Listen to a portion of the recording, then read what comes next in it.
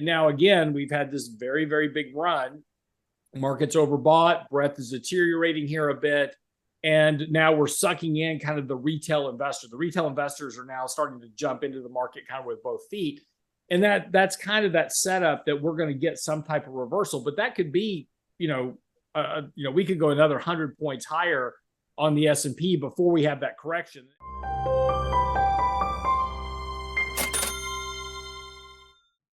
Welcome to Thoughtful Money.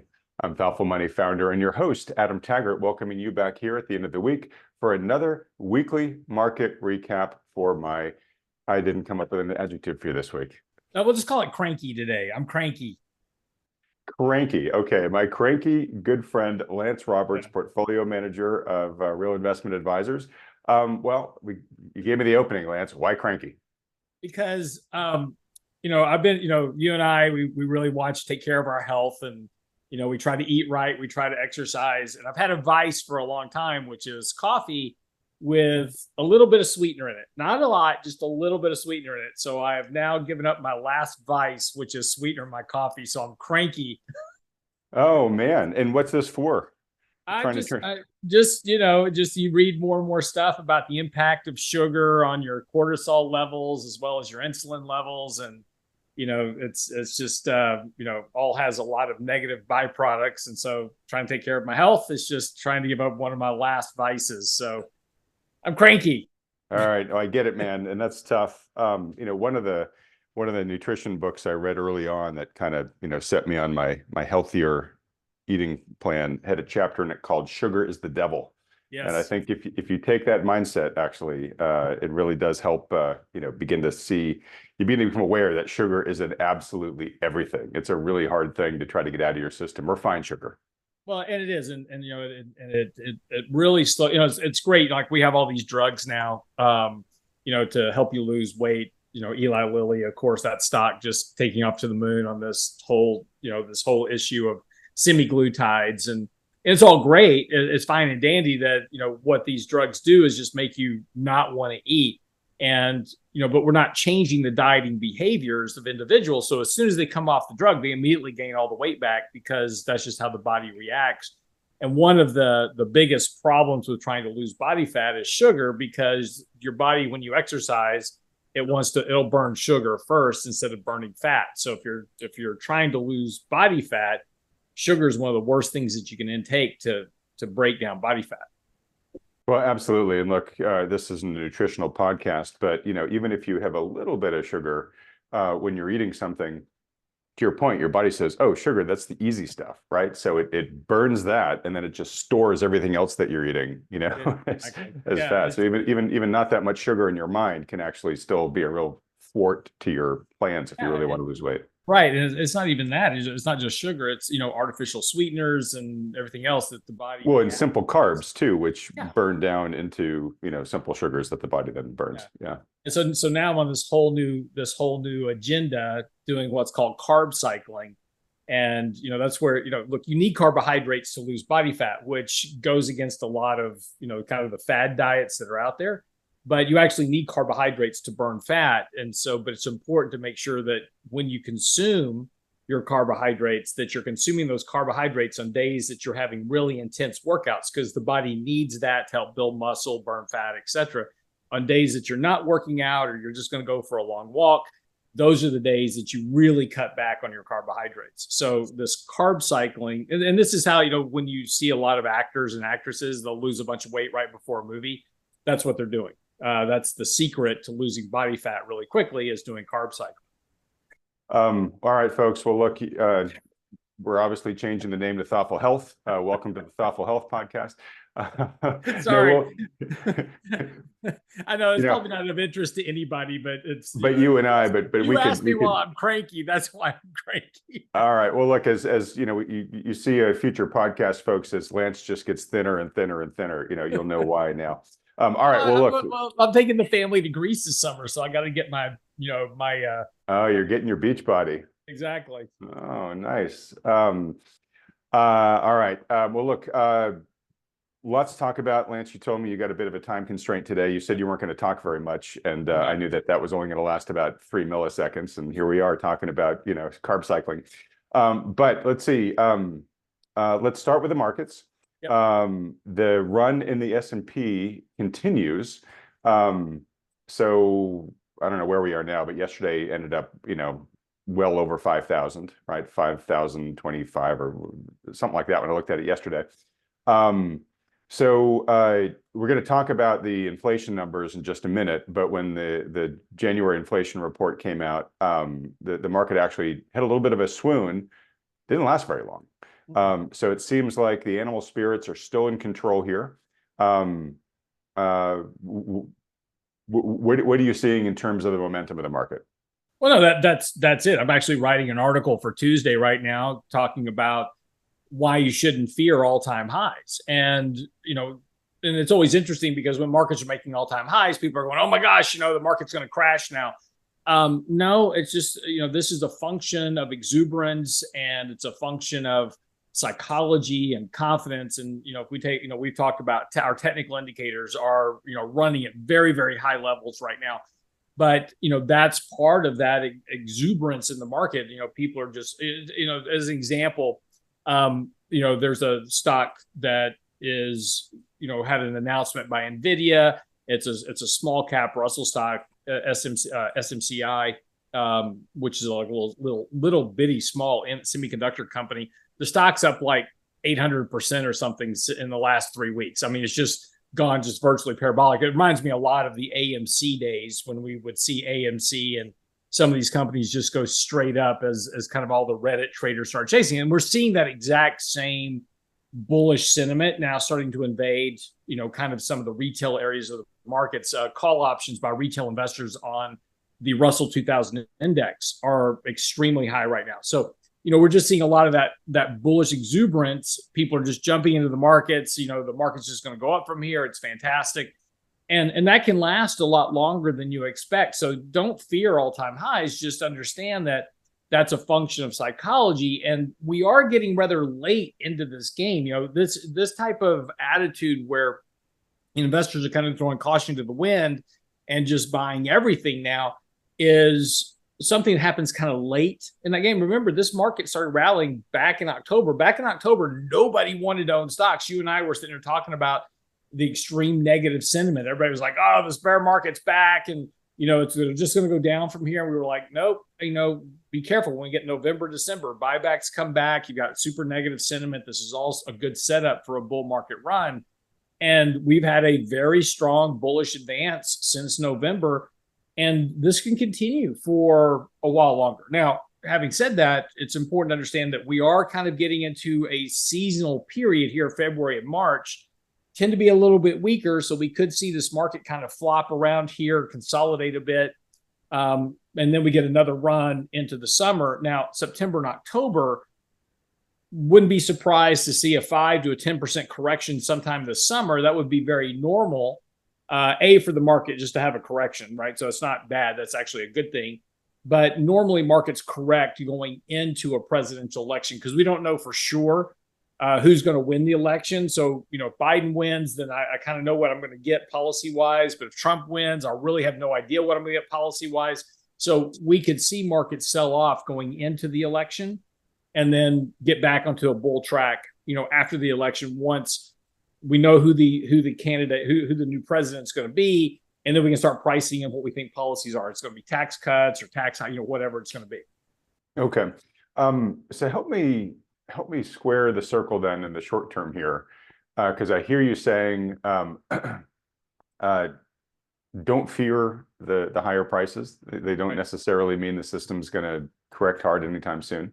Right. But then you say, but we're getting really stretched in some of these technicals, and we're seeing these sort of late stage signs that we oftentimes see in kind of a top that then gets reversed.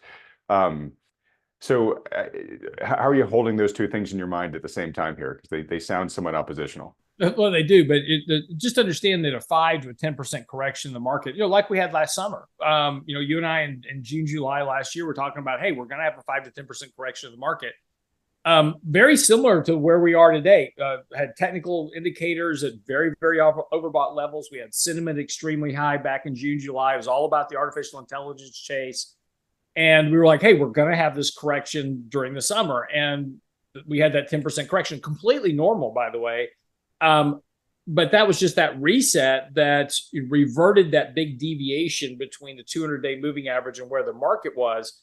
We now have a bigger deviation between the market and the 200-day moving average than we had back then. So a reversal back to the 200-day moving average, completely normal, very healthy for this for a market. If it happened tomorrow, if the markets went down to the 200-day moving average tomorrow, it'd be about 40, 45, 50, 4,600 on the 200-day moving average. So that's a 400-point decline from where we are at 5,000. All right. Do you want to pull up your normal S&P chart here just so we can sort of see how much room there is to fall if we do get that kind of correction? While you're doing that, I'll mention and let you comment on this. But so I grew up in New England, in coastal New England, and there were times of the year where the bluefish would run. And what they would do is they would chase schools of fish into an inlet or wherever the fish couldn't escape, and then the bluefish it was like a feeding frenzy, right? Yeah. The bluefish fishermen would say, you don't even need bait during that time. Like right. You can just cast a naked hook out into there and be catching bluefish because they'll just bite anything, right? Are we kind of getting to that sort of equivalent in the market right now? Yeah, in a way, yes. We're still not seeing we're not seeing, one of the concerns we have right now short term is the so if you take a look at the number of stocks trading about right. And sorry, Lance, you glitched out there for a second. We didn't get the keyword that's the concern. What's the concern? The concern is breadth. The breadth of the market is not fantastic. If we take a look at the 50-day moving average, the stocks above their 50-day, the stocks above their 200-day moving average, stocks above their 10 or 20-day moving averages, those aren't real healthy. And those are actually declining. So we have a negative divergence between breadth and the market itself, which is typically a decent precursor to having some sort of correction. And so if you kind of look back at where we were last July, we had a fairly big deviation between the market and the 200-day moving average, this black line down here. Markets were overbought. We were flirting around with the sell signal up top. Finally got that sell signal in late July, had the reversal back to the 200-day moving average. And now, again, we've had this very, very big run. Market's overbought. Breadth is deteriorating here a bit. And now we're sucking in kind of the retail investor. The retail investors are now starting to jump into the market kind of with both feet.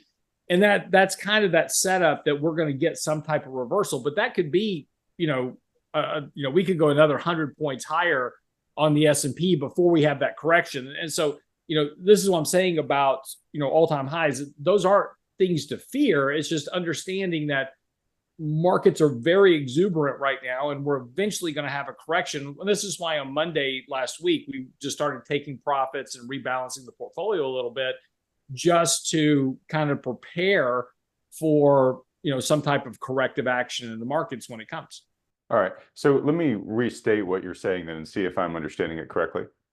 You're saying be cautious right now because the odds of a correction, and I'll put 5 to 10% in your words out there. Sure. The odds are rising for that.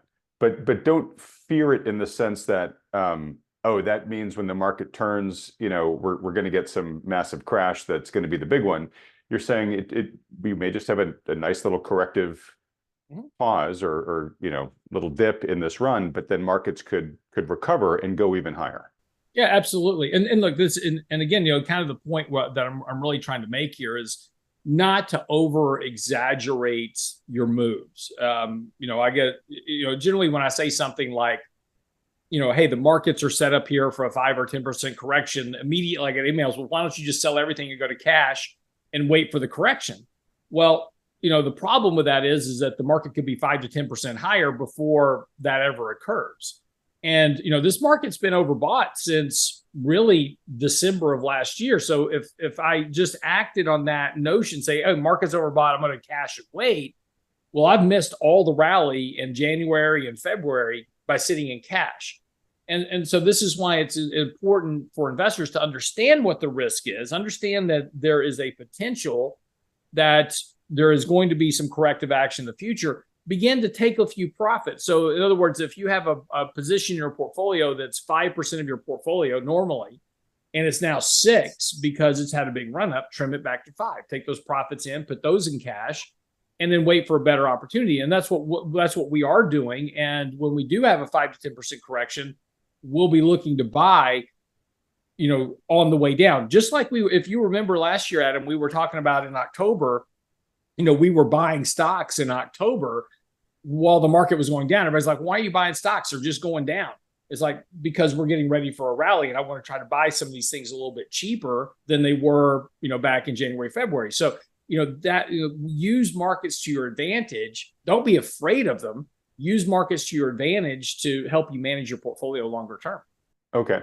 And in managing your risk of the short-term correction that you think could happen here, are you primarily just selling some positions and building more cash right now, or are you using any other downside hedges like, I don't know, puts or anything like that to cushion should indeed we get a 5 or 10% correction? Well, not yet, because again, the market's giving you no indication that we're going into corrective mode. So I don't want to start short. Okay, so when we manage a portfolio, there's a couple of things we can do. One, the step one is kind of small action. So step one is just to sell positions that are over target weight, bring those back to target weight. Stocks that are under target weight but that we like, maybe we add to those a little bit, and we just kind of rebalance the portfolio to get the volatility structure we want relative to the market.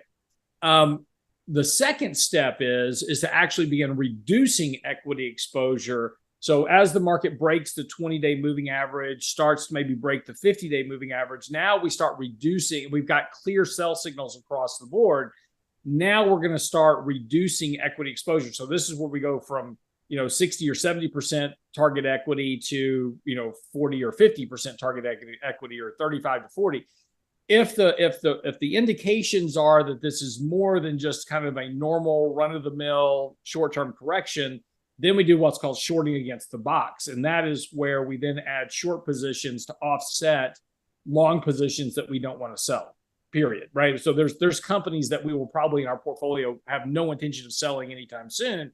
We'll be looking to buy those a lot cheaper, but I can short against those temporarily to hedge off portfolio risk. But that's when you're in a much more directed decline in the markets. 2022, really, we had such big rallies in the 2022 sell-off. It was never a good market to short against, because as soon as you got a signal to short, the market would take off running on hopes the Fed was about to start cutting rates. And so you kept getting whipsawed in your short positions. But if you get into a more normalized kind of bearish market correction, where it's kind of just trending low over time, that's a great market to start shorting against the box. Okay. All right. Well, look, it doesn't seem that there's much that can really, that has diminished the market's enthusiasm right now. As I mentioned, we got a few days ago, we got the January inflation numbers, CPI, core CPE, and they both increased more than Wall Street was expecting, right? And that we can argue, and everybody already is, whether that's just a blip or whether that's a sign that inflation is going to be stickier to tame. The last remnants of inflation are going to be harder to get rid of than what's been brought down so far. But we don't know yet. Time will prove out. But that can't be super helpful to the Fed, right? The Fed basically, it had its dovish jawboning pivot in December, and financial conditions have just completely loosened, right? Yep. And then now, the official numbers that the Fed, says that it watches are kind of going in the wrong direction. And so, potentially and maybe sensibly, well, that might push out the arrival of rate cuts, right? And maybe we'll get 3 this year, but maybe they're going to be pushed further out in the year. Or at some point, if we continue to get more surprises, it may actually impact a number of rate cuts, right? But the market seemed to care for maybe a day, maybe not even quite a full day. And then it said, forget that, who cares, right? So I'm just wondering what what's your reaction to the latest inflation data? And is it meaningful and the market's just ignoring it the way that it did all through last year? Or do you think this is just kind of a blip and yeah, don't worry about it? Well, in the CPI, so we got two reports out. We have CPI and PPI. So let's talk about both of those. So the CPI report, and we even talked about this on our radio show, which was the day after we kind of went and analyzed that data, and there was a big divergence between shelter and actual rents. And that's not going to stick around for very long. And so the shelter component of CPI went up a lot, but the actual rent that people are paying is actually going down. And there's a huge oversupply of multifamily apartments around the country on a national basis. So rents are going to continue to be under pressure as that oversupply of apartments are out there. So we're going to continue, and as the economy slows down, that pressure will also come down on rents. So that anomaly between, and that's what the market saw through. So by the end of the day on Tuesday, the market actually recovered off the bottom fairly nicely. So we sold off pretty sharply on, oh my gosh, CPI is too hot. And so the Fed's not going to be able to cut rates so much. And then by the end of the day, the market said, oh, what, that's not going to stick. So they started rallying. And then of course, Wednesday, the markets were up pretty decently. Friday, the markets were down early in the morning on the PPI report, which also came in stronger than expected. But again, pay attention to what's going on with the data. Retail sales basically just took a huge dive this week. We saw a big decline in retail sales. We're seeing slowing economic data and other indicators as well. The National Federation of Independent Business came in weaker than expected. We're watching other indicators that are kind of more macro oriented, showing signs of still sluggishness. And even some of the manufacturing indexes, which did improve, the internals were not great. New orders and things like that, employment were not fantastic. So there's clear evidence that the economy is slowing down. That's going to provide more of a drag on inflation. So most likely both of these numbers this month. And again, what you have to remember, we measure inflation on a year-over-year basis. So all we're doing is comparing prices today to where they were this time last year. And there's certainly some evidence. We had strong retail sales during the holidays. We've had strong economic growth in the fourth quarter. So not surprising that inflation ticked up here a bit. But that's a lot of that's due to all this federal stimulus and federal spending that we're doing, the increase in the deficit, the CHIPS Act, all that inflation reduction money that's all kind of now hitting the economy. We've seen that tick up in economic activity. So not surprisingly, we would see a pickup in some of these inflationary pressures on a year-over-year basis. But that's going to continue to wane as we kind of move forward. It's going to be the rate of decline in inflation is going to be slower than it was because we're not comparing year over year to a 1% increase in inflation. We're now going to be comparing it to 0.2 to 0.1 and 0.1 to 0.3 and these type of things. So the rate of decline in inflation is still going to take longer. But if you take a look at the 3-month average of inflation, you take a look at some of the other indicators out there like the Trueflation Index, we're already below 2% on inflation. So we're going to head towards that target for the Fed over the course of the next 12 to 18 months. All right. I just want to note for folks too, you just mentioned Trueflation there, Lance, which it's funny. I just talked about this in the video I recorded yesterday with your partner, Mike Leibowitz, which actually is going to release after this video releases. But he brought up Trueflation as well. And he spent a fair amount of time talking about how the current inflation measurement by the BLS, is highly distorted by, heuristics and all the monkeying they've done to it over the decades, where Trueflation really does try to map much more to people's just regular lived experience. So anyways, I am interviewing the founder of Trueflation. I can't remember exactly when, but it's in like the next week or two. So I just want to let folks know that interview is going to be coming on.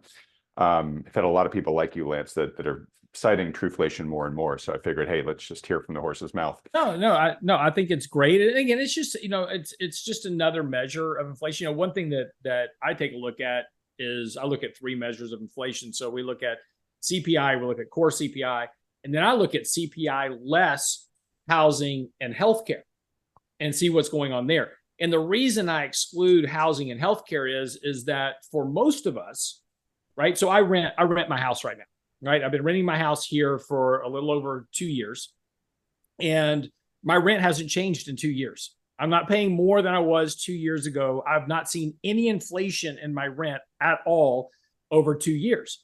Why is that? Well, because my rent was contractually fixed over the last 2 years. Now, Adam, you may be different because you were in a rental house and then you changed houses. So your rent may have gone up because you changed houses, and maybe you rented a bigger house, or maybe it's the same size house, but because of what's going on in the economy, your rent went up, right? So, but for a lot of people, the two things that are fixed in their life, and particularly if you own a home, your mortgage payment is fixed. That doesn't adjust every month to inflation, and your healthcare costs are fixed because those are contractual. So those just change once a year when you re-up for your benefits at work or whatever. There may be an adjustment to rental costs, but our healthcare costs. But in between that, your healthcare costs your health costs are fixed for a year.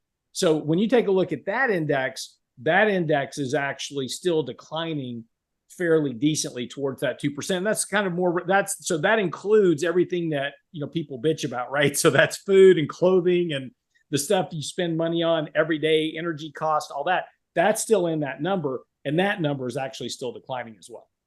Okay.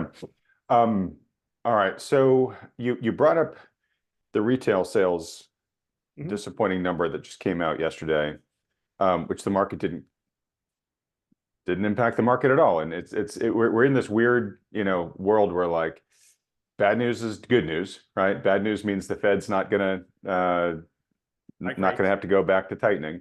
Yep. But even good news is sort of like, well, yeah, inflation went up, but but nobody really trusts the housing part of it anyways, so forget that, right? It's just like any news is good news right now in the market, right? And hey, that's psychology. That's that right there is all market psychology. And again, you take a look at investor sentiment, it's at extremely high levels. Investors are extremely bullish. They are very much in speculative territory. So again, when they're in that attitude, everything is good. If it's bad news, that means the Fed won't have to hike rates. If it's good news, well, maybe the Fed will have to hike rate. I don't know, figure it out. But the market keeps coming up with excuses as to why these things don't matter. The reason that PPI isn't going to stick is because of the retail sales data. Again, if you look at PPI, the biggest jump in PPI was services costs, which is going to ultimately that's driven by retail activity. So we're going to see, that services component probably come down in the next month or so. Okay. So there's a direction I want to go with this, and I'm just looking at everything I want to talk about. You're making it hard for me that you've got this constraint today, but we're going to get through as much of this as we can. So come on, just move quick. Yeah, well, let's put the markets aside for a second, because we kind of feel like it's not a super trustworthy indicator right now, right? It's just in full party on mode, right? Right. So let's try to help people see where the puck is heading, right? We had this disappointing retail sales. I think it was the worst year-over-year decline in retail sales that we've seen since like March or April of 2020, right? Which is when we started shutting down the global economy, right? So it's a little bit of an eye-catching stat. Now, one data point isn't a trend, so we got to keep our eye out for this. But we had that disappointing drop in retail sales that begins to just question, hey, maybe the consumer isn't as strong as we keep hearing about, and maybe they're beginning to get near the end of their ability to continue to fund their lifestyle on the credit card the way they've been doing over the past 2 years. I've got a bunch of points here that I'm sort of working my way towards with this. We'll get to it in a minute. But I want to add to the retail sales disappointing number this stat that tax refunds are really coming in a lot less than expected. And here's a headline that pulled tax refunds crater a recessionary 57%, sparking fears about a collapse in low income spending. So basically, if you're looking at the tax data that's come in so far this year, there have been fewer returns received. That's actually a big drop. It's like negative 19% year over year. But there are fewer returns that are containing refunds. So only 19% so far versus 48% last year at the same time. So basically, there are fewer people that are having, I guess, enough income to have to do to pay taxes on. Those that are submitting returns have much fewer refunds than they did a year ago. And of the refunds that are being given, it's a smaller average refund per return, and that's down almost 30% year over year to date. So what I kind of like about that data is that's more kind of like real data, right? Like if you're paying taxes, that means you must have earned some income, right? So can you hold on there real quick though? We're a little early for that data point, and here's what I mean by that. So look, it's only mid-February. I get it. Right. It's only mid-February. Taxes aren't due until the 15th, but we do know a couple things. One, we do know that tax revenue has declined sharply over the last 2 years. So there's certainly something going to your point. There's certainly something going on the income tax side of the ledger. There is less tax revenue coming into the government over the last 2 years, and I'll look at it over a 2-year period to try to smooth out anomalies like late filing periods for California because of weather-related events, et cetera. So it smooths all that out. Nonetheless, the rate of tax revenue is declining. So having said that, there has been a very interesting uptick. I'm seeing a lot of videos and articles and, getting questions from people going like, hey, I've never had to pay taxes before. Every year I get a tax refund. And now I owe taxes this year. So, and the reason I stopped you is that if there are individuals using things like TurboTax or whatever, and they're like, oh yeah, I'm just going to whip out my taxes real quick, get it out of the way, get my refund early. And all of a sudden it's like, what? I owe $500 or owe $1,000. I don't have that. Now instead of filing their taxes, they've got to wait to file those taxes because they can't pay the money. They got to go try to find the money first. So my point is we may see a rush of filers closer to actual tax filing day if what we're seeing in the data is real. And again, I'm just all anecdotal here, so don't go jump off a cliff and do anything. This is just anecdotal stuff I'm seeing. I'm just saying is that if this trend is correct, and the reason people are owing more taxes is because a lot of the tax cuts that were put into place under the Trump administration had a sunset provision, and we've hit that sunset. So all of a sudden, some of those tax cut provisions are going away, and that's impacting tax filers. So we may see a rush of filings. To my point to you, Adam, is we may see a rush of filings closer to April the 15th. Okay. Well, we won't have that long to find out. I mean, that's only 2 months away, so we'll know. But certainly, it seems like humans procrastinate to the last minute anyways, right? Which is why most people pay their taxes the night of April 15th or whenever the deadline is. Well, you procrastinate if you owe money. You don't procrastinate if you're getting money back. Well, that's what I was about to say. I mean, what we generally see is if you're getting a refund, well, then you file early. And that period we do see now. And I think that's why this article was written, is it's really catching people's eyes, which is like, wow, a lot fewer people are getting refunds, and the refunds they're getting are a lot smaller. So anyways, that seems to, that with I mean, who knows? We'll see if the retail sales continue to weaken. And there's a bunch of other data points I'm going to get to in a little bit. But you put that stuff together, and it starts making an argument that economic growth is going to continue to slow, and that maybe inflation will get under control on the on a timeline the Fed wants. I personally think it probably will, but it's going to be not because of anything done this year. It's going to be because of things that were done the past 2 years, and it's the lag effect of all that beginning to kind of catch up with things here. Yep. You're nodding a little bit here as I'm saying this. So I want to get to my list in a second, but before we do, I want to give you a chance to talk about the article that you recently wrote about those divergences that you're seeing, and the technical warnings that you're seeing in some of your technical indicators. Just one, because I want to make sure you get those out there if there's stuff about that we haven't talked about yet. But you ended that article with sort of 4 bits of practical advice for investors, and I wanted folks to hear those. Sure. Yeah. So I tell you what, let me jump over to that real quick, and let me just pull this article up, and we'll share some charts just to kind of punctuate what we're talking about. A couple of these issues will probably end as of the end of this week, because depending on where the market ends, we may not be setting a new high. But there's still a lot of things that are going on that are worth paying attention to. So first of all, from a warning side of the markets, as we've been talking about, we've had 14 out of 15 weeks positive in the markets. That's a very, very long run. And again, this doesn't mean that we're about to have a big crash and that the markets are going to just fall off the cliff. It just means that we may go through a period of consolidation or some weakness, and the last half of February and March tend to be weaker months. So this market may just have trouble moving higher in the near term until we work off some of this kind of more extreme positioning in the markets. And again, it's interesting now because when we look at the market where we are today, and we talk about AI and talk about market cap of the AI versus the rest of the markets. For instance, Microsoft, Apple, and Google have a bigger market cap together than like three of the three economies around the world. So it's just there's so much focus on this AI chase, a Magnificent Seven, and that's very reminiscent to the late 70s when we were talking about the Nifty 50, and we had the Nifty 50 running up, and was these companies are driving the world, and that was right before the 1973-74 bear market.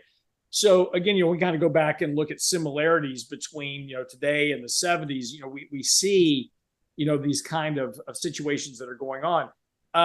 I have a good friend of mine, Albert Edwards, over at SocGen, super nice guy, very smart, did a really great piece of analysis that I was going through. And this is what I'm talking about. Take a look at the IT sector of the market. It's back to where it was in 2000 in terms of market cap. When you talk about earnings, we've got companies that are beating earnings, but it's all in the tech sector where we're beating earnings. Outside of the tech sector, forward earnings are actually declining and getting weaker for companies. And these are the companies that are really driven by the economy and consumption and what's going on. So once you kind of get outside of the NVIDIAs of the world and companies that are kind of tied to that AI chase at the moment, earnings aren't growing. And again, we talk about valuations and what you pay for things. And there's a big gap right now between what Wall Street expects earnings to be and what's actually happening with earnings. There's this big gap between trailing earnings, which actually reported for tax purposes, versus what Wall Street expects there to be. And again, this kind of goes back to that whole valuation issue, is that we're paying a lot more for stocks right now than they're actually worth. And that's not any big crisis moment. It's just saying that at some point there's going to be a reversal as markets have to reprice for what's actually happening in earnings.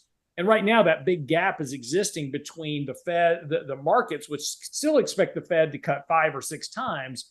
That's got to realign itself at some point. That's what I'm saying. Sometime this year, we'll probably get a 5 or 10% correction. And that'll be because the market finally has to acquiesce and cut its expectations of 5 to 7 rate cuts to 3.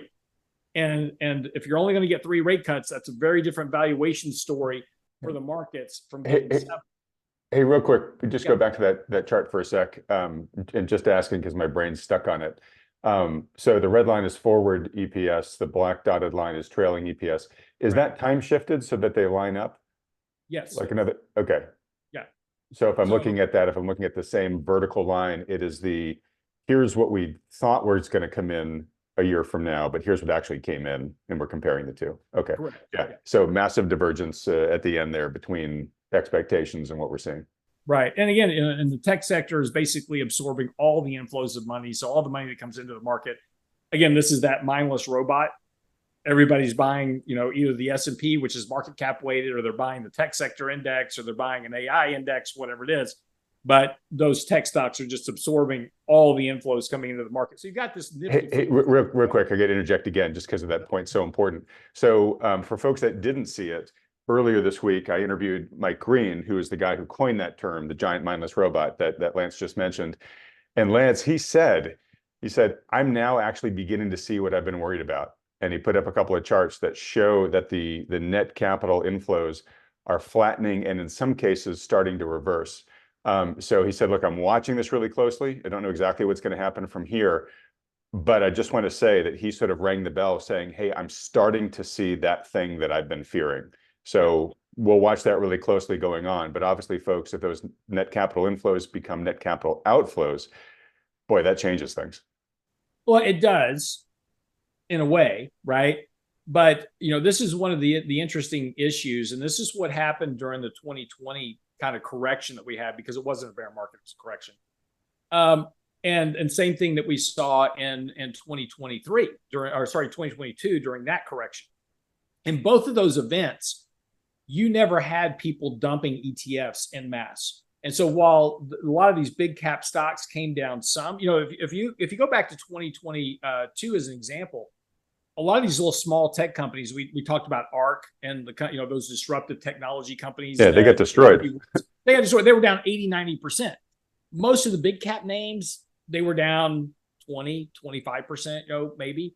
And everybody's like, oh, FANG's dead. But nobody was actually selling their ETFs. We never saw that regurgitation of money flying out of ETFs. That's what's going to ultimately have to happen. If we're going to if we're ever going to see another 50% downturn, something's got to happen that gets the average retail investor to go, screw it, I'm out. I'm selling all my ETFs. And then that reversal of flows that Mike Green's talking about, he's absolutely right. That 35% of the money that goes into Apple, Microsoft, Google, the top 10 stocks, that's when you see that reverse and those stocks lead on the way down. And then that just is the giant sucking robot that just pulls everything down with it. But you've got to get the selling to occur in those companies. And that's going to be a function of ETF dumping by retail investors. Mm-hmm. So lastly, just real quick on this is that, global equity risk love, right? We're in the massive euphoria stage. So again, just wherever you kind of look, the market is just really, investor sentiment's extremely bullish. And this is what I was talking about earlier about the number of stocks on breadth. That breadth is deteriorating. So this is that deterioration of the breadth relative to, and this chart's courtesy of Signal Sigma.com. So they put this chart together, but this is that declining in that sentiment versus the market that's continuing to go up. So as that breadth deteriorates, that's that negative divergence that suggests normally that's where you begin to get a correction. And you can back over here. This is where the market started correcting in July. We had that the market was still going up and the breadth was declining, and then eventually the market caught onto it, right? So it's more protracted now than it was back then, and so that's what I'm saying is like we're likely going to see some type of corrective action occur, probably sooner rather than later. So again, that's why it's worth paying attention to. All right, now scroll back to the bottom because you kind of rang a bunch of warning bells here, but I think you give some pretty good advice to investors at the bottom of this. Yeah. Sorry, I know it's that I forgot about that. So yeah, and this is what we were doing in our portfolio this week, and really this is the kind of the points that we're talking about here is we win our portfolio, and this is the actions that we kind of follow, which is look at your winning position, stuff that's been doing great. If it's supposed to be a 3 or a 4 or 5% position in your portfolio, it's easy for us to go, oh, this is going up, I'm just going to let it run forever. And it gets to be a much larger piece in your portfolio. So then when it eventually corrects, and it will, it does more damage to your portfolio because it's too big of a position relative to your portfolio. So this is what we call concentration risk. So, it's easy to get greedy and allow these positions to creep to be larger positions in your portfolio than they should be on a risk basis. And that's why if you ever look at any great investor throughout history, they always do position size management, and they always measure their position sizes because that's where risk comes from.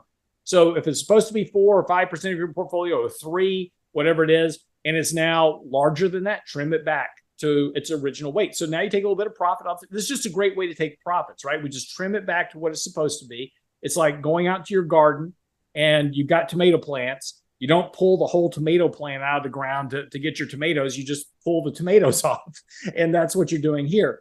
Positions that aren't working, if they haven't been working in this market and this market rolls over, they're not going to work in a down market either. So these are stocks that you either sell entirely or reduce or replace with something else. But there's something going on with those companies that the market's not tagging onto. And when you've got a market where everything's kind of going up together and they're not, that's something to pay attention to. Move your trailing stop losses up. We use moving averages. So depending on the stock, we may use the 50 or the 200-day moving average. We look for those previous levels where the stock continually kind of bounces off support. If it breaks that level of support, then it's likely going to go down lower. So you can use a moving average as a really easy way to establish a stop level for your stock, and then just review your current allocation. It's easy to get kind of out of whack to what your goals are because we all get excited. We get trapped up in this market. Oh, I need more. I want more and more return.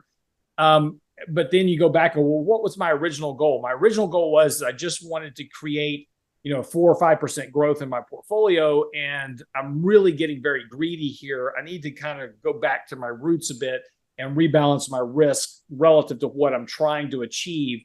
And if your goal is not to lose a lot of money, measuring that risk relative to your portfolio will keep you out of trouble more often than not. And Lance, I'm curious. I know that you have folks on your team who are kind of the front line when somebody reaches out and says, hey, I want to talk with you guys about potentially working with you. You're more the portfolio manager who's determining how to allocate the client portfolios. But I'm just curious, are you seeing any sort of increase? What are you seeing right now in terms of the sentiment that are folks who are calling you up? Are they nervous about how stretched the market is, or are they more like FOMO-ish? Like, oh, my brother-in-law is making a ton of money. I want to make a ton of money too right now. No, it's actually the function that over the last couple of years, they got super bearish, right? Because the world was going to end and they were in the bunker and, everything was terrible and the debt was going to destroy the markets. And, and you and I had these conversations about that really bearish kind of sentiment that was sitting out there by a lot of, kind of commentators. And so people that kind of bought into that narrative have been sitting in cash or, a bunch of precious metals or whatever. And they're now realizing that they're missing an opportunity to grow their money. And so now, and this is always the case, right? It's always that reversal of sentiment. They're now going, okay, I made a mistake doing that. And now I need to get back into the market. So how do we go about doing that? Remember, you and I had this conversation around bonds. Everybody was jumping into short-term treasuries going, I just want the 5% yield. And now the markets are going up 5% in 2 months and they're realizing they're in the wrong place. So now we're starting to see that sentiment shift where, look, I've got to get back in the market. I've got to be more rational about my investing. So we're seeing a lot more of that. Okay.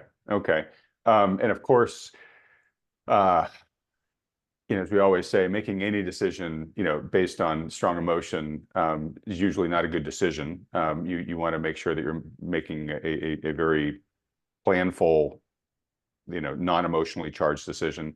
And I guess the question I want to ask you, Lance, is does this tend to be this late stage sign, right? In other words, like, do people who have been resisting getting into the party because they doubted the reasons for the party, and when they finally start to capitulate, how often does that kind of being like breaking right at the wrong time, where you jump in right as the party's ending? Well, that's why, when people show up, we don't just go throw them into the market right away, because that is typically the case. Look, we, prior to when you and I were having this conversation back in 2018 to 2019, as well, is that, we had people showing up then, this was prior to the pandemic, that had been out since the GFC. Since 2009. And they're like, okay, I've got to get back in. And then of course, then you have the big crash. But yeah, it's a function of that change in sentiment that eventually, and this is why we're so, just every week, when we're here, we continue to I know it gets annoying, but, we kind of continue to pound that drum of, be careful with these one-sided bets where you just kind of bank everything on some type of scenario occurring, because, for instance, a good example was de-dollarization. We're going to have this big crash in the dollar, and it was because of all these reasons, and the dollar's been rallying strongly ever since. And, so everybody that made that bet on de-dollarization, missed, everything else that occurred after that. So again, Brent Johnson would say they had their milkshake drinking.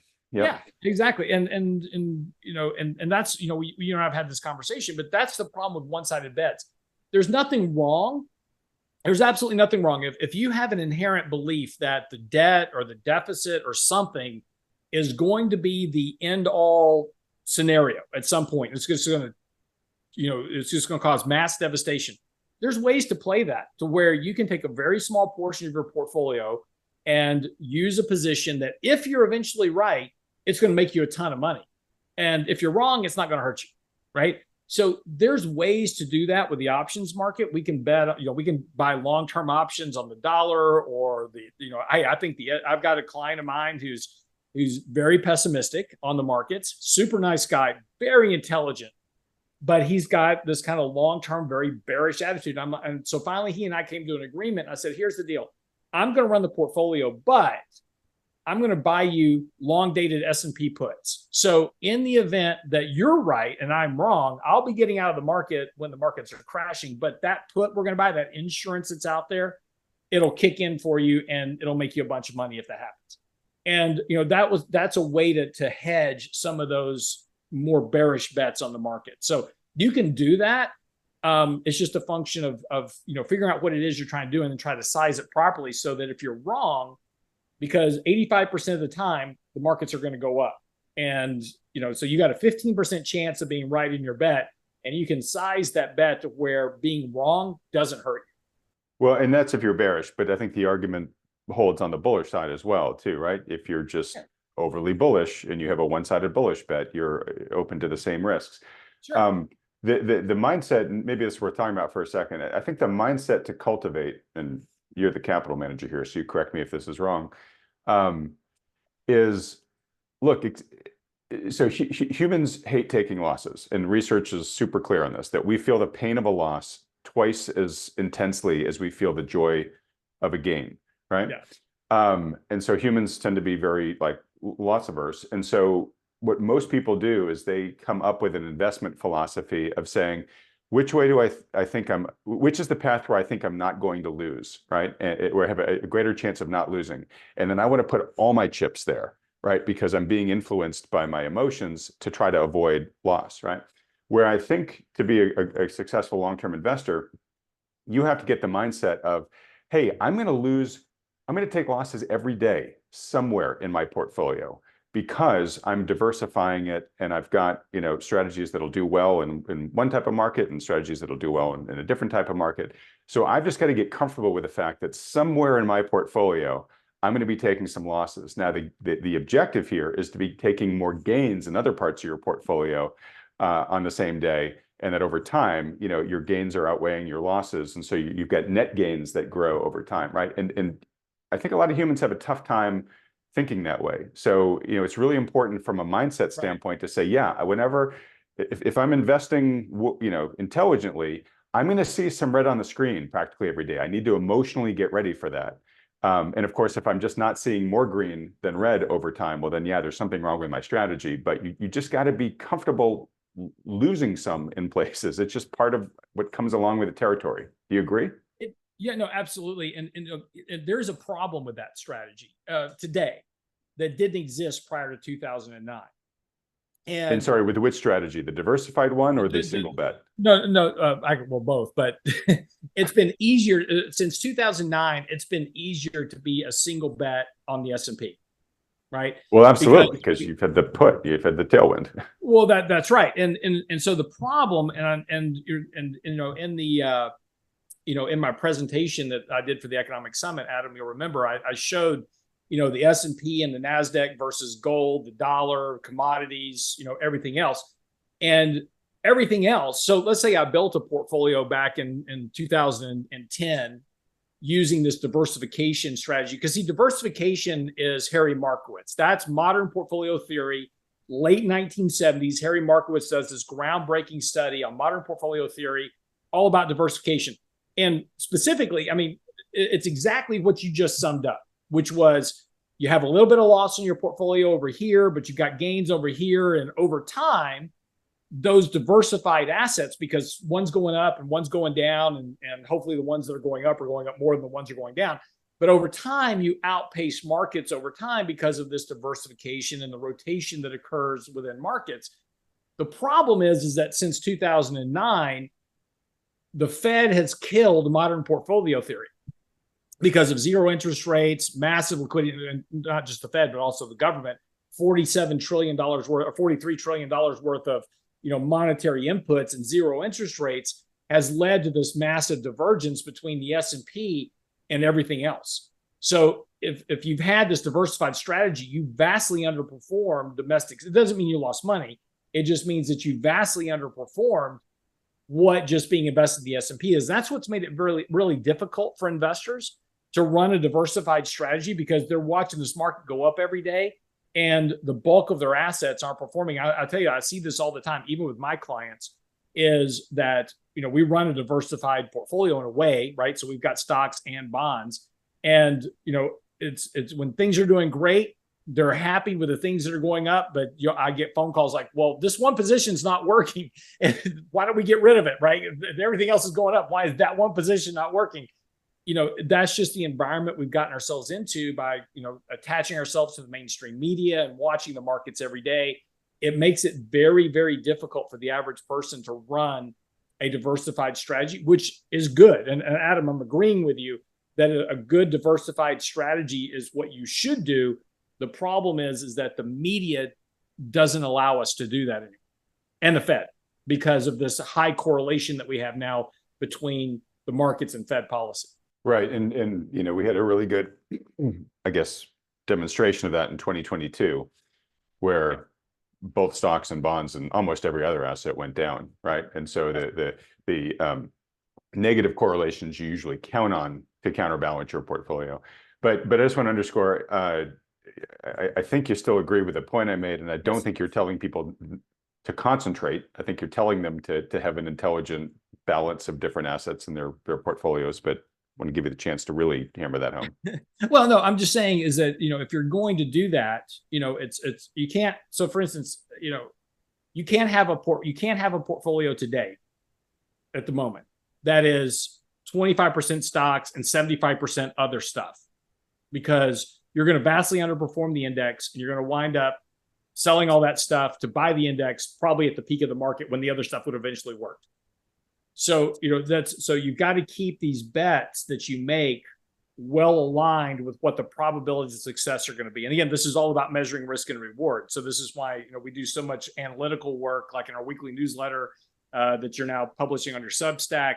We have all these analysis that we do, at the bottom of the newsletter about risk reward ranges and market sector relative performance, this type of stuff, to measure that risk reward that you're going to pick up by adding some, potential bet to your portfolio to capitalize on a small probability event. So it's important it's okay to have this diversification, but you have to make sure, and the weighting is incredibly important to the overall portfolio structure.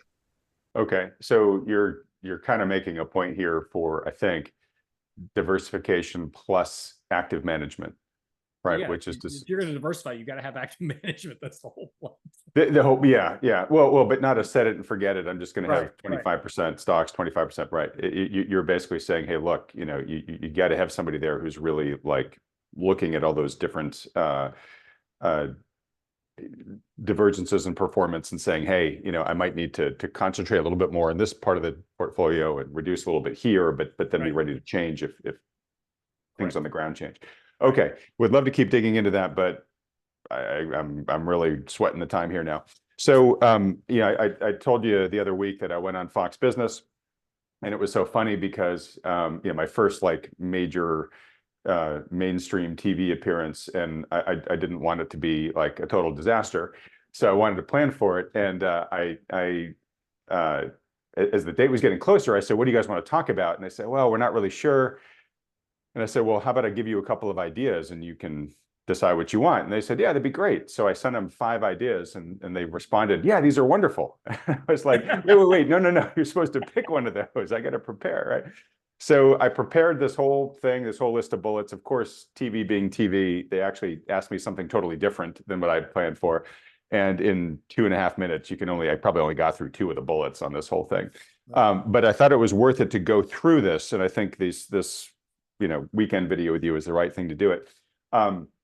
So my point was sort of, look, we're all being told how strong the economy is and how we're in Goldilocks and how, things just look amazing. We're hearing that, in all the headlines, but we're certainly hearing it from both Powell and Janet Yellen. And my point was, look, if this isn't feeling like a strong economy to you personally, right? If this is a part of the economy is having, and you don't feel like you've been invited to it, like you're not alone. And actually, you're not crazy either. So I pulled a bunch of stats, and I just want to bang through a bunch of them, and then I'll let you respond to them, Lance. Okay. But mostly we hear that look, inflation's coming under control, the stock market's at new highs, GDP is growing faster than folks expected, and the job market remains wicked strong, right? So let me just unpack some of those for a minute. So okay, yeah, inflation is down in the threes now, right? So okay, yay, it's coming down, but of course, a decline in inflation still means prices are going up, right? I mean, as long as it's still a positive increase in inflation, prices are still going up. They're just not going up as fast as they were. So consumers are still reeling from the explosion in the cost of living that we've seen, since the pandemic and those trillions and trillions of stimulus that you mentioned there, Lance. 60% of Americans report that they're living paycheck to paycheck. Groceries are up 25% since 2020. And these are using official numbers. I think Trueflation would probably have higher numbers. And pre-COVID, it was going up 2% a year, right? But now we've had 25% in roughly 4 years. Housing, cars, insurance, utilities, they've all seen similar double-digit increases, some actually a lot more than what we've seen in groceries. So like we definitely have taken the injury of our cost of living's gone up substantially, but wages have not caught up. They have not increased at the same amount. Now we have had recently positive wage growth, but 60% of workers report that their wages have not kept up with the cost of living. All right, so we're hearing how great things are in inflation, but we're just saying, look, I'm not seeing the cavalry coming anytime soon. Yeah, stock markets has hit new highs, which is great, but as we've talked about, who owns these, right? 93% of stocks are owned by the top 10% of households. So the increase in the market isn't super directly relevant to most people out there. We're now at the part where, this increase in financial assets is rewarding the top households so much that we have, the worst wealth inequality that we've had in like forever. We just passed the milestone where the top 1% of American earners now own more wealth than the entire middle class. Right? And how healthy is this market? And you just talked about this, right? It's got some of the weakest breadth that we've seen ever. Equity risk premiums are super low. And if the lag effects from, all the things that we've talked about in this channel, Lance, the rate hikes, QT, all this stuff, starts really hitting in force, and corporations are forced to start cutting costs to try to preserve their margins, that could turn stocks around in a hurry, right? Who knows? We're gonna track it, but basically, just saying the specter of the lag effects is still hanging out there. The GDP growth, we've talked about how GDP now, keeps going up. I think it's still over 4% for Q1 right now in terms of their predictions. Actually, that's 2.9 as of yesterday because of the retail sales. Oh, really? Okay, so that did just roll over. Okay, so interesting. So 64% of all employees say they're stressed about finances. That jumps to 90% for millennials aged 35 to 44, right? Housing's more unaffordable than ever. We know that. This stat blows my mind. Home prices are unaffordable in 99% of the nation for the average American, right? Just bananas. It's also now unaffordable for a record half of all US renters. So as a result, we're seeing consumers struggle to continue to fund their lifestyles, and they're putting more and more of it on credit, as we've talked about the explosion in use of credit cards at record high APRs on those credit cards. And we're seeing the rise of new forms of ways to finance, like buy now, pay later, which is a clear sign that consumers can't afford their purchases. In the colloquial language, we're now hearing terms like doom spending emerge, right? Which is where people are just so depressed about their prospects that they're kind of paying for treats now because I may as well do something that makes me feel good today, even if tomorrow's going to suck worse, right?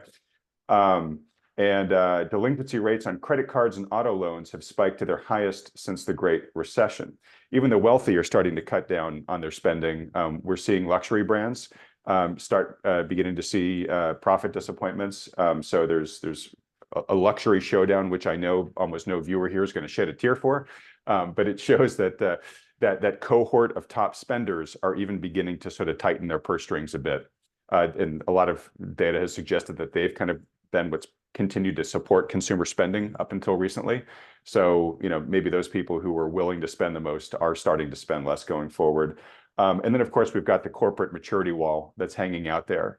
And I think there's roughly 2 trillion of corporate debt that's going to re-rate this year and next year alone.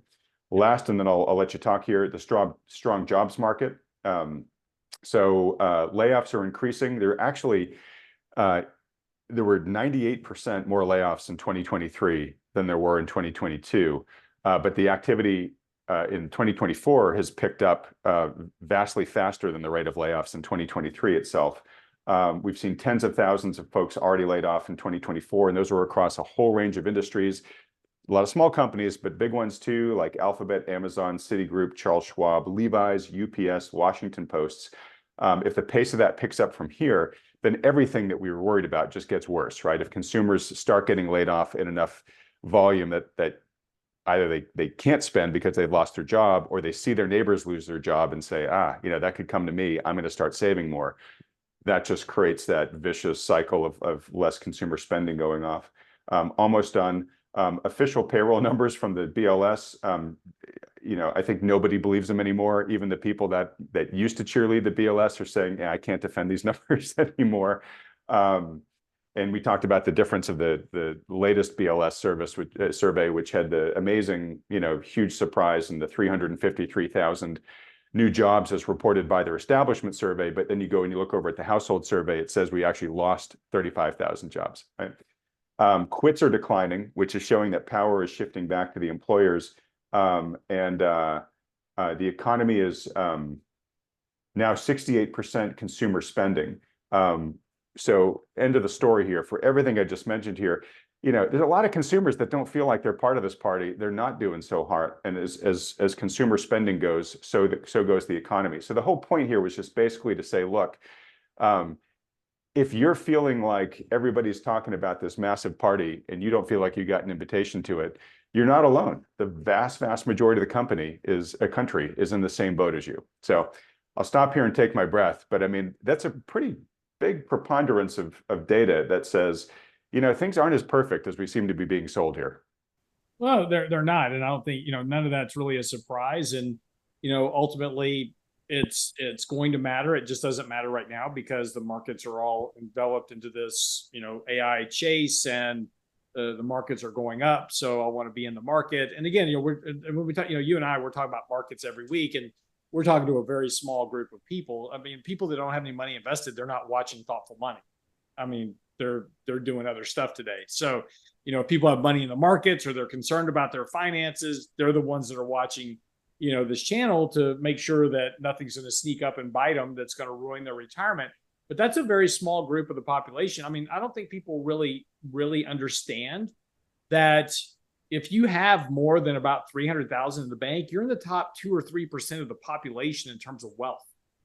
And you talk about 250, 300,000. It doesn't sound like that much money, but when you look at the average American, and we talked about this, I think last week, I wrote the article about retirees taking on so much risk, for retirement. And you take a look at across age brackets, individuals think they need, 1.5 million, 1.6 million to retire on. And across all age brackets, they all have less than $200,000 saved up for retirement at most. So, there's just this, when we're talking about markets and money and all this has nothing to do, there's this huge detachment between what's happening in the markets, because that's reflected in valuations, and what's happening in the real economy. And those two will eventually meet up at some point, at some crossroad down the way, and valuations will matter. They just don't matter right now. I did an article today. It was very interesting. I thought, Jerome Powell made a very interesting statement, talking about employment. And you just mentioned the employment numbers, and that, we have this big divergence between the household survey. Well, we also have this big divergence between native-born workers and foreign-born workers. We have a very big divergence. Almost all the jobs created have either been government or temporary work. We're not, and we talked about full-time employment declining. I thought it was interesting. Jerome Powell said, he was in an interview on 60 Minutes, and Scott Pelley asked him, he says, why is immigration important?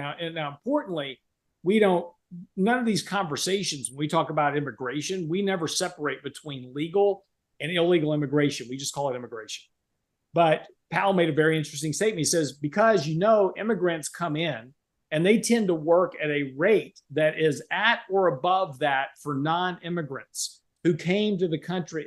Immigrants who came to the country tend to be in the workforce at a slightly higher level than Native Americans. So in other words, what he's saying is that non-native immigrants that are coming in, those workers, they work at a higher rate. In other words, they work harder than average Americans. Right, which makes sense. If you fight to come into the country legally and go through all those hoops, you're doing it because you want to come here for the opportunity.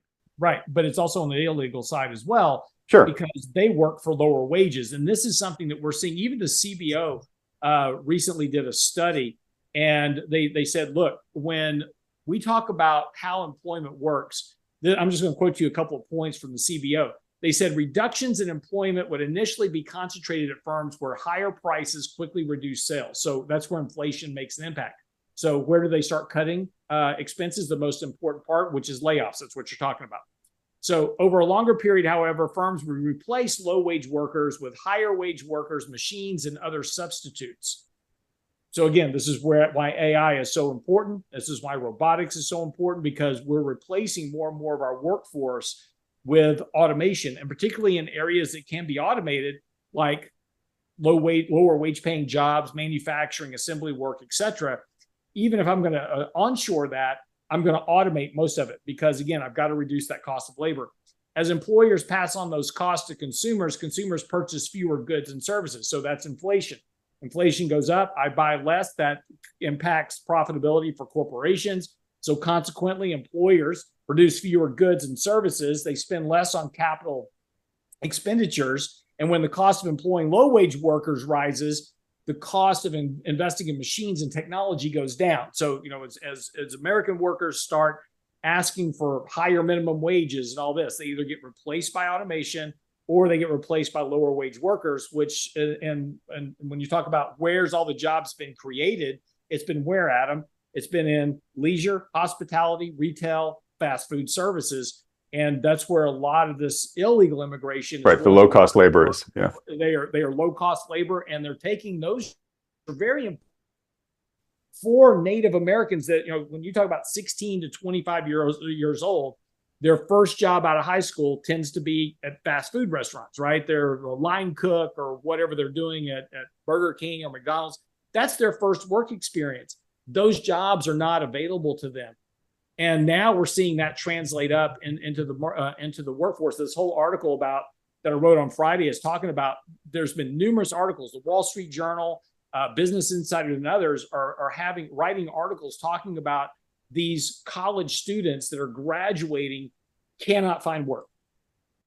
Right, which we talked about, I think, last week. I mean, I'm seeing that in real time because I've got college-age daughter, and I'm seeing a surprising number of her peers who are, these were kids who really succeeded in college, right? Coming out of a STEM school and still having trouble finding, entry-level work.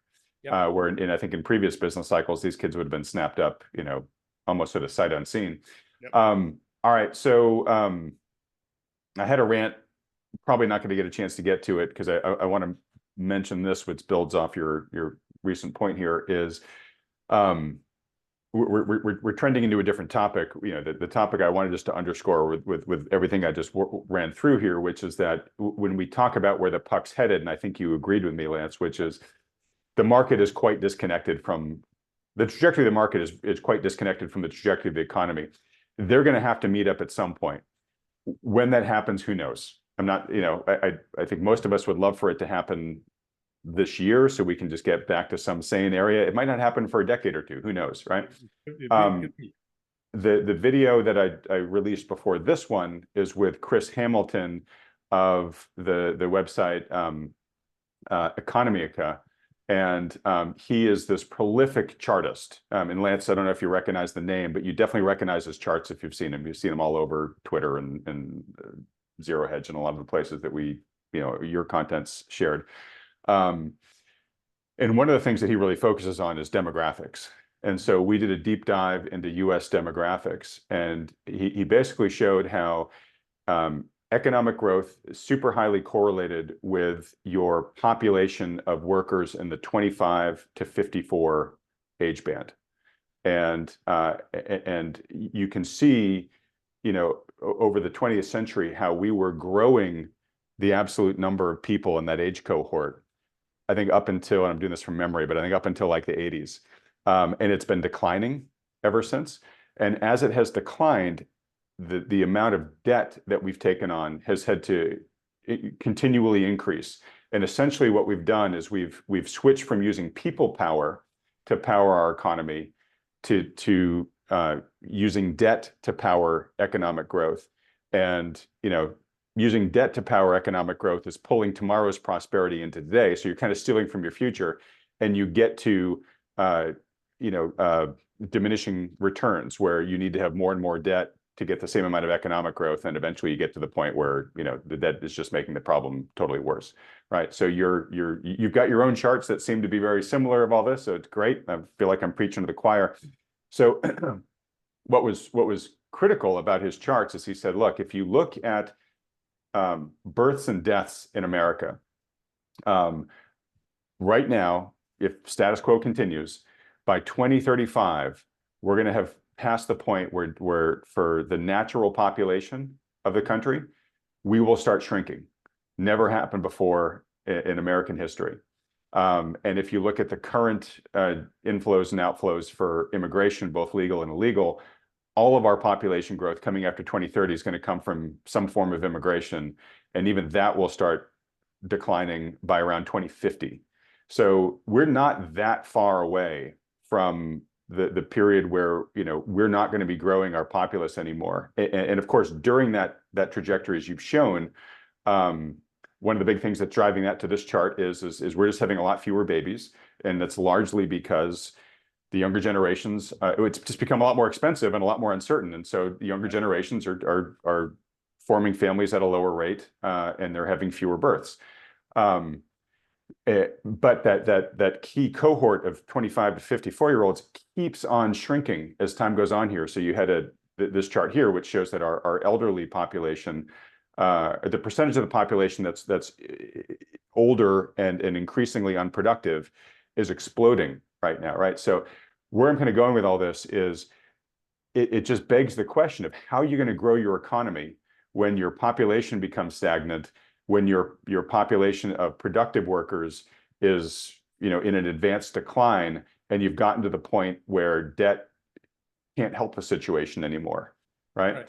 So we're going to have to reconcile that problem, that massive problem, in the not too distant future. A decade or two away from now, it feels far away to some people, but historically that'll be here in the blink of an eye.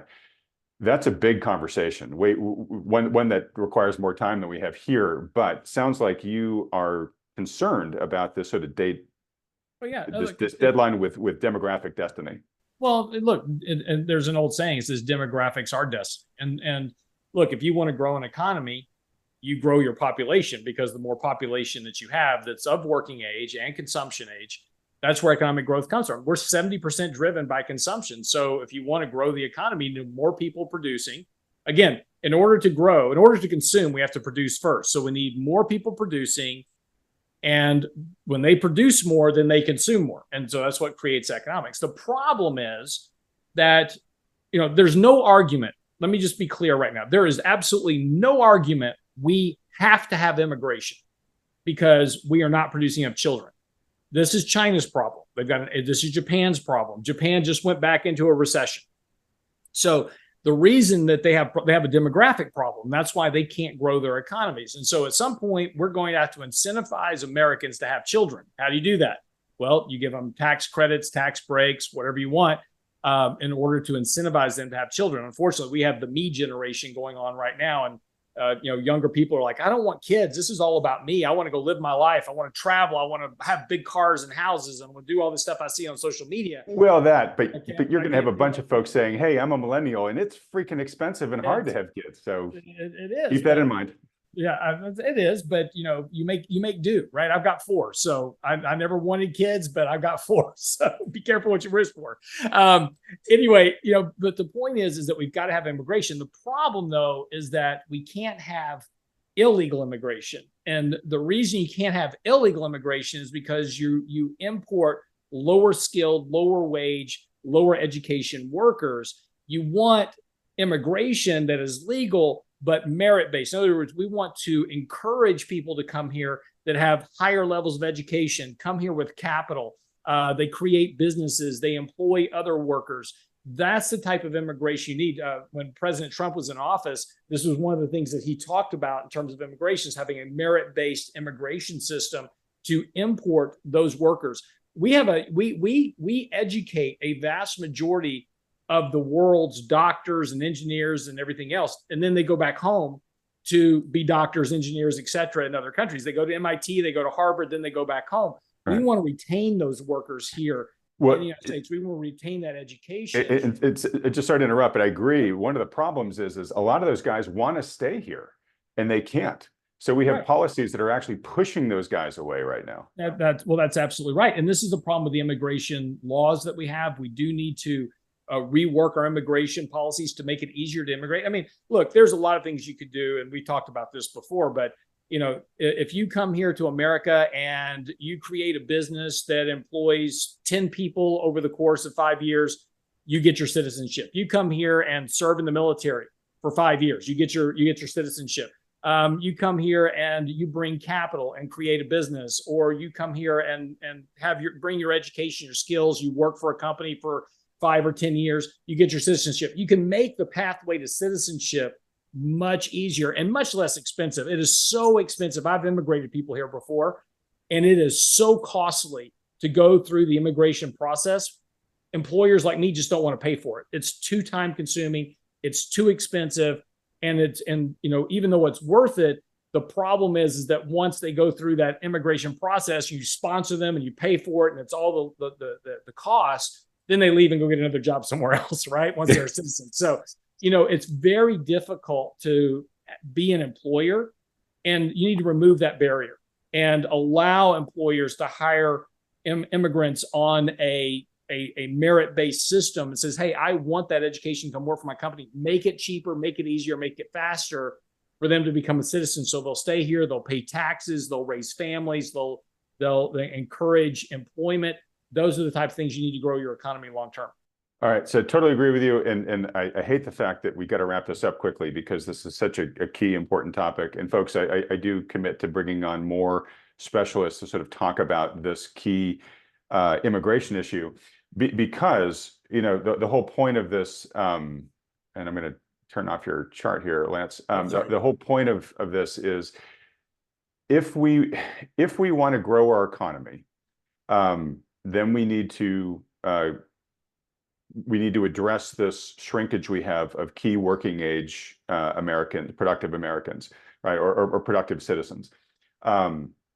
And to do that, we have to pull the levers that Lance talked about here, right? We've got to provide incentives for folks here to have more children. But it seems pretty clear from the math side that if we want to continue to grow our economy, we are going to have to patch a lot of the gap for some foreseeable part of the future, measured in decades, by immigration. So, the question is what immigration strategy is going to best serve us? And I think that's the really important part of the discussion we want to have here. We'll have that in the future. Go ahead. Right. But real quick, there's one other really crucial point to this that you can't overlook. And that is our Social Security welfare, kind of our Medicaid system. We had 16 people paying into Social Security when it was first formed. We have less than 2 now.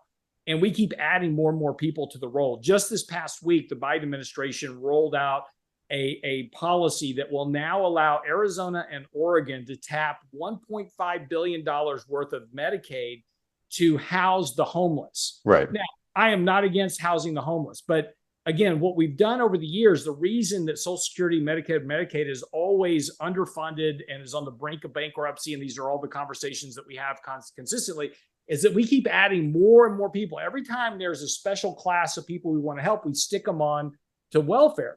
And that just puts more people taking money out of the system than paying in. So we need to bring in these high, and again, when we talk about immigration, we need higher skilled, higher wage earning individuals because they pay more in taxes. Yes, illegal immigrants pay taxes, but they pay it at the lowest level because they're lower wage earning individuals. So we need higher tax paying individuals that will pay into this welfare system to help support it long term. So you need that population growth. But we can pass $100 billion bill to fund Ukraine, but we can't pass a $20 billion bill to house the homeless.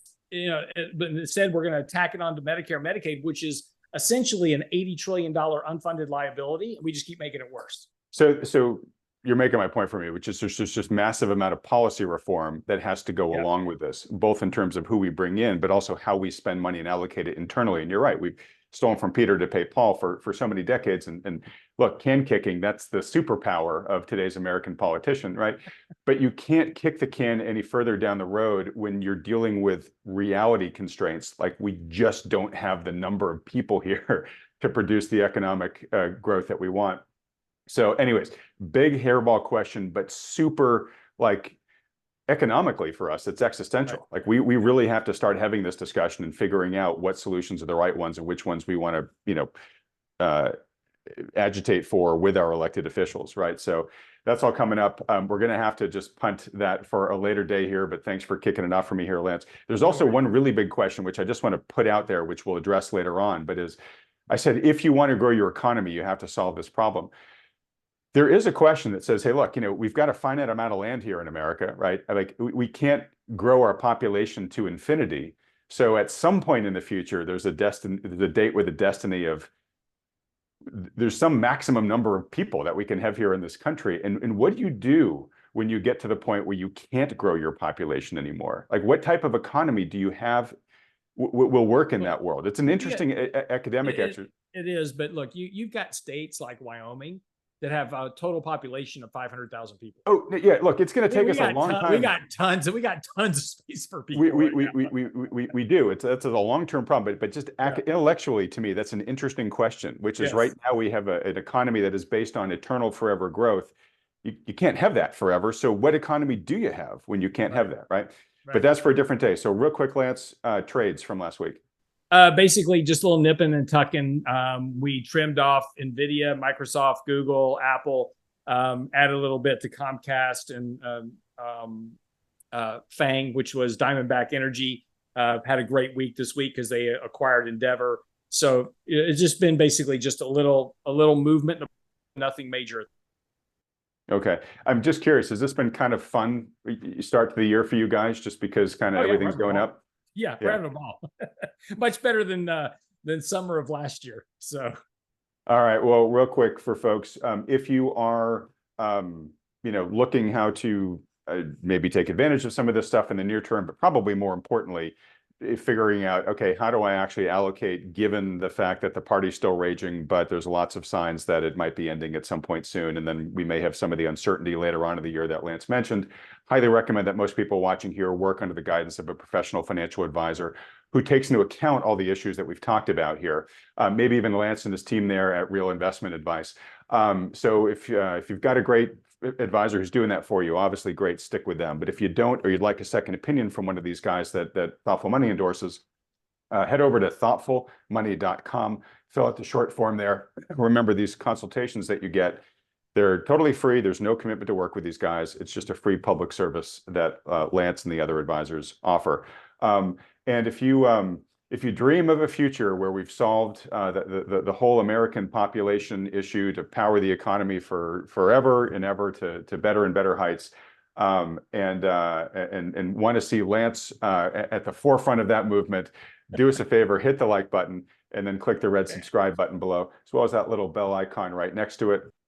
A reminder as well that the Thoughtful Money Conference is coming up fast. We're now exactly a month away. That's going to be again on Saturday, March 16th. Don't worry if you can't attend the event live, because replay videos of the entire event, including all the live Q&A sessions, will be sent to everybody who registered within 24 hours of the event's ending. The faculty continues to grow. It's going to be a phenomenal time. Lance is going to be there. And a reminder that right now we still have that lowest early bird discount price still out there. It's not going to last for too much longer. So if you're thinking about coming to the conference, register now, lock that in. And if you're a premium subscriber to our Substack, remember that you get an additional $50 off of that lowest early bird price. And remember to sign up for the Substack. It only costs 15 bucks a month. I am totally happy if you game the system by subscribing just for a month to get that. That'll cost you $15, but you'll save the larger 50. You put 35 bucks in your pocket. I'm totally happy with that. I want you to get the lowest price. All right. And in wrapping up here, Lance, I will let you have the last word as always. What parting bits of advice do you have for folks?